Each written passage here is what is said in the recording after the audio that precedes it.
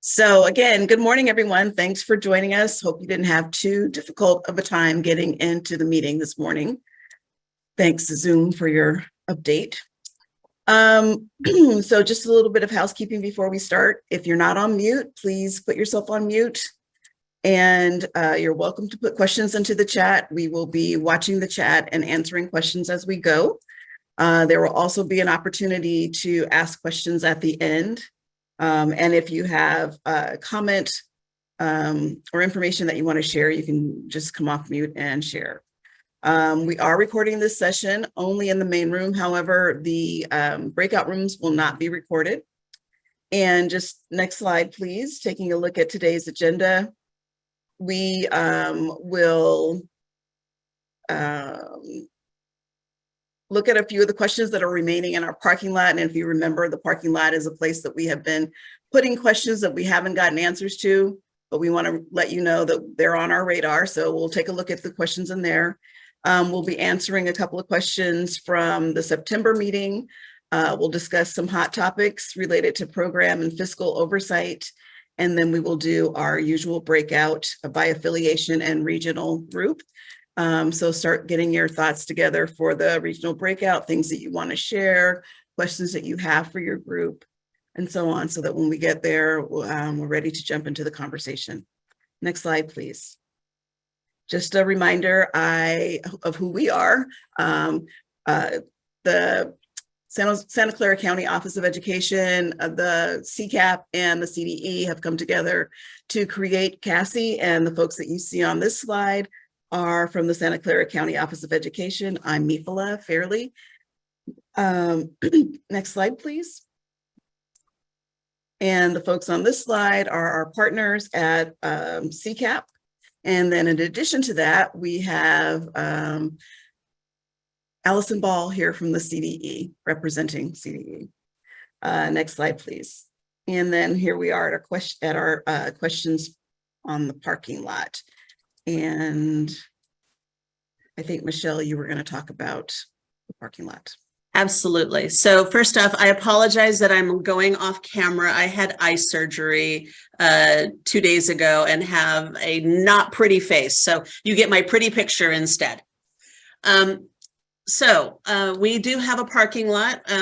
We've had many questions on a variety of topics.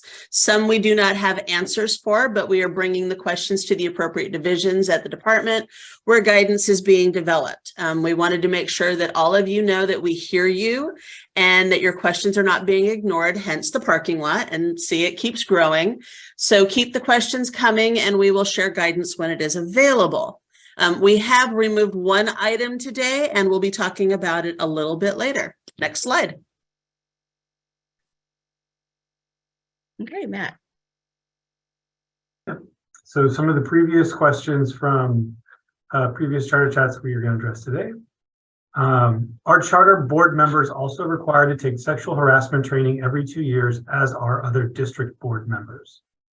California Education Code does not require that charter school governing board members complete sexual harassment trainings.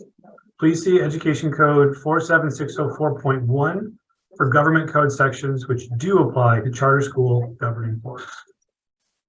Next question is, will 2021-22 academic indicator status levels be converted into colors like the SBE has approved for LCSF, CFF, DA, and CSI, ATSI? The answer to that is no, with some more detail on the next slide. Next slide, please.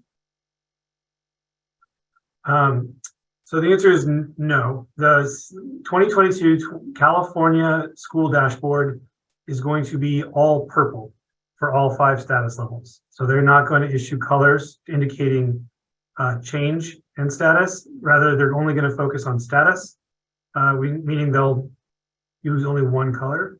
The State Board of Education, during its September 2022 meeting, established that the lowest status levels from the 2022 dashboard will be used as a proxy for red for the purpose of determining eligibility for differentiated assistance. But otherwise, for this year, they'll be focusing on status only and using these cell phone bar graphics rather than the little gauge with the 5 colors. And then next slide. And I believe this is Michelle, I think. All right, so now we're going to move into the section where we can provide news you can use. So I think, Michelle, you're up first. All right, so next slide. On October 13th, the CDE sent a letter called Updates for Charter School Appeals and Renewals. In that letter, it made several statements. The first was that, as you already heard from Matt, the 2022 dashboard will include status, not colors, so there will be no performance levels. The 2023 dashboard is projected to be available by the end of the 2023 calendar year, and it will include both status and change or colors. But because of that, there will not be 2 years of information. Therefore, the earliest production of the performance categories, the high, middle, and low performing categories for charter schools, can occur only as early as 2024, following the release of the 2023 dashboard. Next slide, please. So in the absence of that statewide data, charters authorizers must consider clear and convincing evidence of measurable increases in academic achievement and or strong post-secondary outcomes. These will be demonstrated through verifiable data, which right now is the list of verified data. And when evaluating a petition for renewal, all renewals under these criteria, you'll be looking at the greater weight is on academic performance. The renewal shall be for a 5-year term if renewed, and the use of verified data and post-secondary outcomes will sunset on January 1st, 2026. There is a West Ed document that was created by on request by the SBE, and it includes spring 2021 performance data on NWEA MAP, iReady, and RenStar. So that will give you some comparison information. And for more info, please go back and look at that letter. It is included on the resource page for all of you. Next slide. Okay, Tom. Just very quickly, an FYI that there is another resource for those of you who were part of the quarterly trainings that we just held on financial documents. We included this in the resources there because there was some discussion of MOUs and what sorts of things go into MOUs. CCAP has a resource out there that is sort of just like a quick reference for some examples of MOUs that are currently out there. They're redacted. 2 of them are from school districts, 2 of them are from county offices, and there's sort of an index page that lets you cross-reference similar provisions among the 4 if you want to see a variety of examples of how different MOUs address certain provisions. Let me just take a moment to say what it is not. It is not a model. It is not something that you can just put your name on the bottom of without talking to your own legal counsel, but it is a quick reference to raise awareness for those to whom MOUs maybe are a new thing or not something that you do in your own authorizing shop yet. It's a quick reference. There will be future iterations of this resource that may provide some more examples and an even more fleshed out cross-reference, and we may get to the point with we look at doing a model for small authorizers to consider, but those are future projects. So for now, you can, just as an awareness raising and to take up with your own legal counsel, there's a resource for you. Thanks, Tom. All right, so we're going to continue with hot topics, but move over to fiscal oversight. Shalou. Thank you, Mifla. So just a quick reminder, I know we are just done closing the 21-22 fiscal year, and here we are just trying to breathe and take a pause, and just wanted to remind about some upcoming deadlines regarding Prop 39 facility process. As you're aware, it's an annual process that requires school districts to make public school facilities available to charter school, and the first deadline is just around the corner. By November 1st, the charter schools who are wishing to access the school district's facilities under Prop 39 must submit their request to the school district in which they are serving the students. Second, regarding the first interim report template, the first interim reports are due to the authorizers by December 15.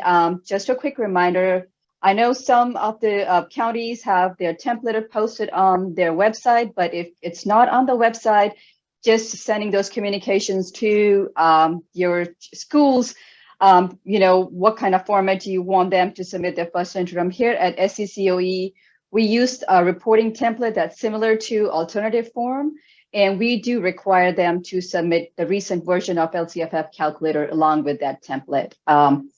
Third, and not the least, as we know that, the CalPAT census day was October 5th. And a reminder that Fall 1 certification deadline is December 16, 2022. So just a quick reminders. Thank you. Over to you, Mithla. Thanks, Shalu. Before we move on to the next item, I would like to give folks an opportunity to unmute and ask any questions you might have about any of the information that's been shared thus far. So just come off and start talking. Hi, Mufila. This is Felicia. I have a quick question about the performance. Let's see here, the performance bands. How does this apply to DAS schools? The performance bands on the verifiable dashboard? data. Yeah, how to just start alternative dashboard schools. How is this? Are we following the same process with them, or? No, they have a different process, and anybody else can jump in at any time. That you should have spoken to your DOS schools when they were first renewed to find out what data they're going to use to. I wasn't in the position. I wasn't in the position at the time. Okay, so then right now would be a good time to talk to them about what data they're planning to use in their renewals. Thank you. I don't know if anyone has anything to add to that. The other thing I would just add is I think the question also went to the performance breakouts, high, medium, and low, and they do not apply in a dash. Mm-hmm. Thanks, Dave. I should have added that. Also, the data has to be mutually agreed between the DAS school and the authorizer about what's going to be used for renewal. It's not just them. You have to agree. Telling you, right? That's true. All right, other questions? Okay, next slide. Okay, so as per usual, we have our meeting feedback survey. You have an opportunity to give us some feedback, let us know kind of things you might want to hear about. So we're going to give you about 2 minutes to use the link that someone just dropped into the chat to complete the survey. All right. That was a really long 2 minutes, but that was 2 minutes. Next slide, please. All right, so we're gonna go and meet in our breakout rooms for some regional discussions. Dave Patterson is going to facilitate the is it Dave? Dave's going to facilitate the non-authorizing partners, and Janice, is Janice here? Janice, are you here? Okay, so I don't think Janice is here. So Michelle, I think, is in the. Well, actually, you know what? I'm sorry. The slide is not updated, but the facilitators are. Okay. So the facilitators this month are Joe Hendricks from Sutter County for the northern region, Jeff Hunt from Fresno County for the central region, and Indra Ciccarelli from LACO for the southern region. Sorry, we didn't get that slide updated. All right.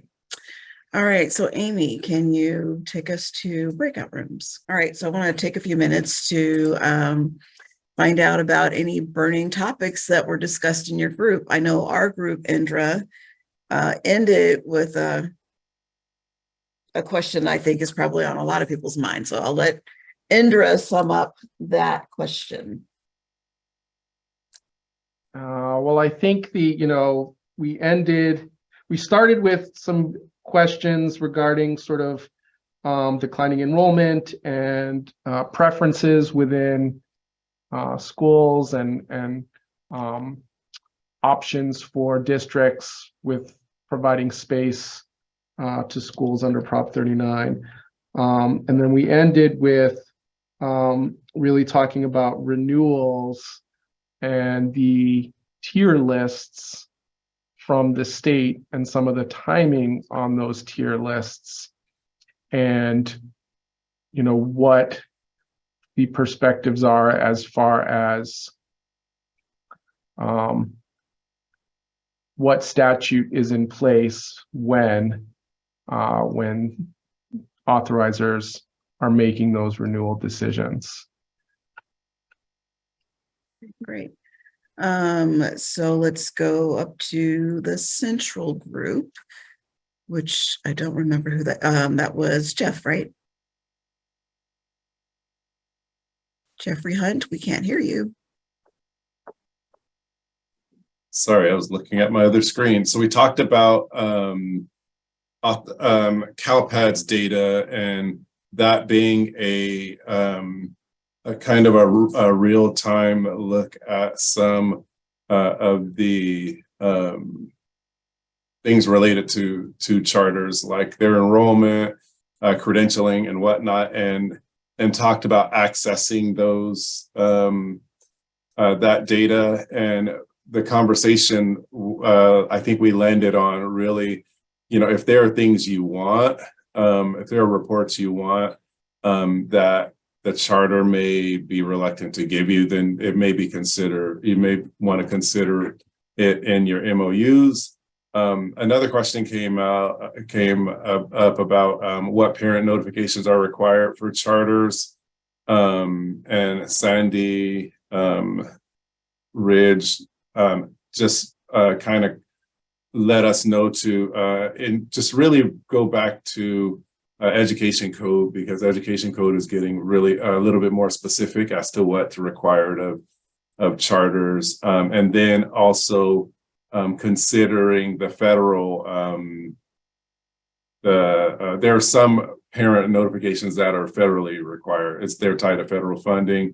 There was a question about charter school staffing and oversight, and there was kind of a variance about we kind of have various approaches to ensuring staffing, looking at HR policies related to fingerprinting, getting rosters of teachers and their teaching assignments, CalPADS reports and things, and not waiting to go to DataQuest and find out 2 years later that your charters are serving students with underqualified teachers.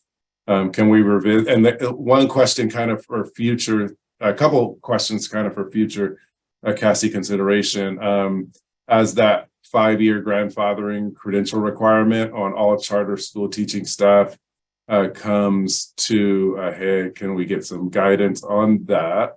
And then also looking for guidance for as it relates to DAS goals and charter school performance in terms of renewal. Jeff, can you repeat the last question about the DAS schools? Yes, so there was a question about DAS schools and as it relates to their performance. We have a couple that are coming up for renewal, and their charter term opened before that requirement of the charter and authorizer to meet and agree on metrics. And so now the question is coming up about how to properly evaluate them for renewal. Okay. Thank you. All right. Can we hear from Joe in the Northern group?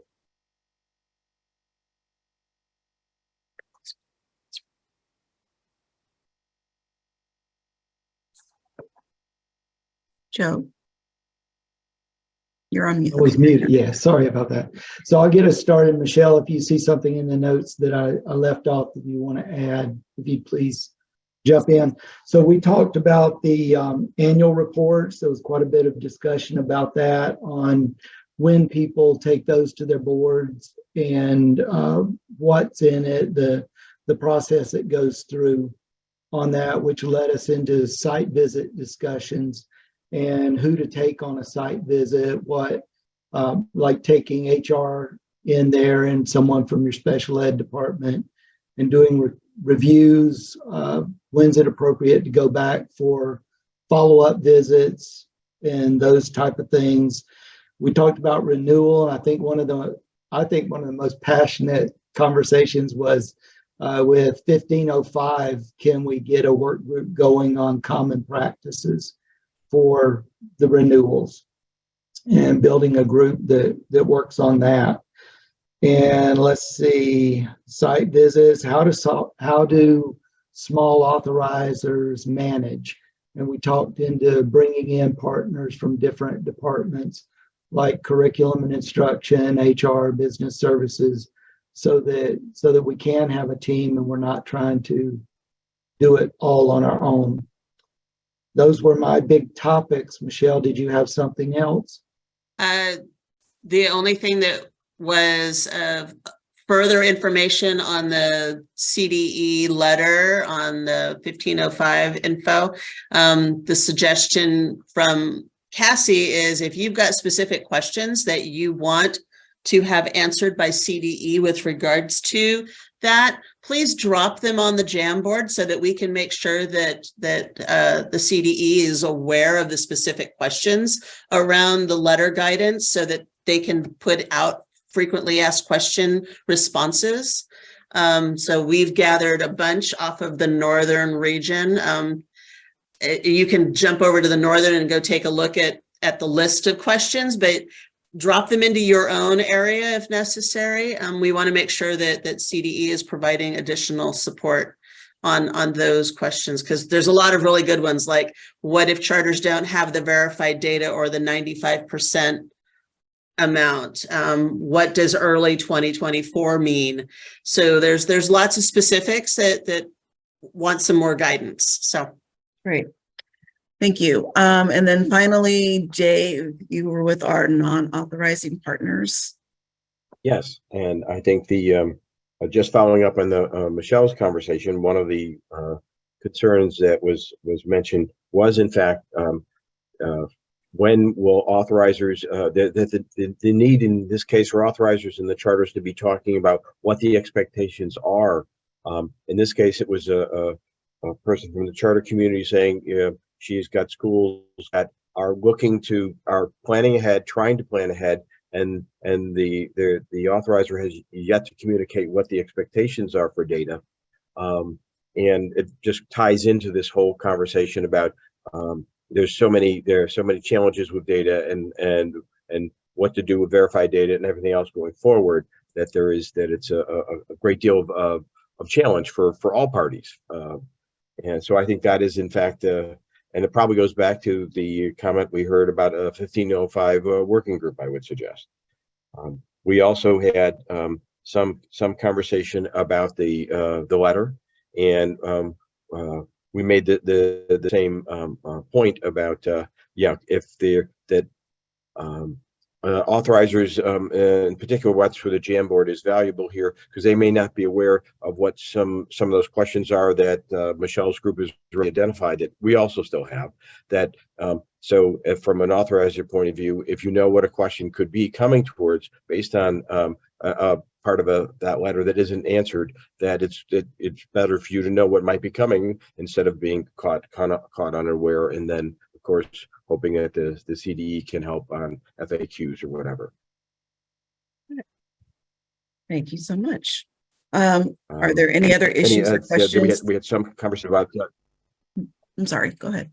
I was going to say teacher assignments was something that was discussed, and then also the issue of at times the ability of the department to respond quickly on email to certain departments, whether it be on teacher assignment monitoring, SARC, and other things. Okay, thank you. Were there any other issues that came up from members of the group? that didn't get shared out loud here that people want to unmute and share? Okay. Then we're going to go on to the next group. If there are other issues, please feel free to join the Jamboard, which is, there's a link in the chat, and add your question. Next slide, please. All right. Tom, do you want to talk about our next upcoming events? Well, we'll be back here on the last Wednesday as usual for Charter Chat. The next quarterly training, some of you who were attending our last week's trainings on financial documents online or in Salinas or in Placerville heard that we will, oops, there's a road to Renwell. A road to renewal will be our topic for January. And it's, we had announced earlier that we were going to focus on non-classroom based. We wanted to address the broader topic of renewal because that's burning in everybody's minds. And we will include in that some information about sort of the non-classroom based context, but we wanted to make it a broader topic for everyone. The feedback we're hearing is January is likely a terrible month for people to travel to an in-person training. So what we've decided to do, and we were kind of mulling it over based on who signed up for what for the quarterly trainings anyway. For January, we will hold the virtual training on Friday the 13th. And so that one will be available. And then what we're going to do, you'll see it, we'll get a CASI email out to people, but we will ask if you have a group of people who want to get together and do something in person. There's at least 10 of you. Let us know, and we will get people to you at the location. Versus our trying to sort of say, well, hey, let's put it on you know, Michelle in Monterey. How about you do the central one this month? Let's just see where the people are. Because even when we slice the state into 3 pieces, those are still pretty big 3 pieces for people to travel. So if you have a core of people interested, or maybe we'll have a way for you to indicate individually and we'll just kind of map it out. If we have enough to go to one place, we'll do it in person. If everybody just prefers to do it virtually in January, that's okay too, and we'll do it that way. And then just as you know, we often present at some of the other conferences around where people are going. That's a good way to reach people who aren't devoted to authorizing all the time, but they are going to other conferences. And, you know, the 2 that are coming up, we're going to be at CSDC in Sacramento next month. And then we'll be at CSBA, particularly if you have board members who you think it would be kind of helpful to get them a little bit more up to speed on the authorizing side of what they do. We'll be doing a Charter Authorizing and Oversight 101 specifically for board members at CSBA in December. Great. Thanks, Tom. And finally, our contact information is on this. Oh, sorry, next slide. Is on this slide, and we will be sending out the slide deck, a resource sheet that has information about all the topics that we shared earlier, our contact information that will all be sent to you, and the recording will be posted on the CASI webpage at CDE's website. I think that's it. Next slide. Yeah, and thank you. So we are done a few minutes early. Appreciate your time this morning, and I apologize on behalf of Zoom for any troubles you might have had getting into the meeting this morning.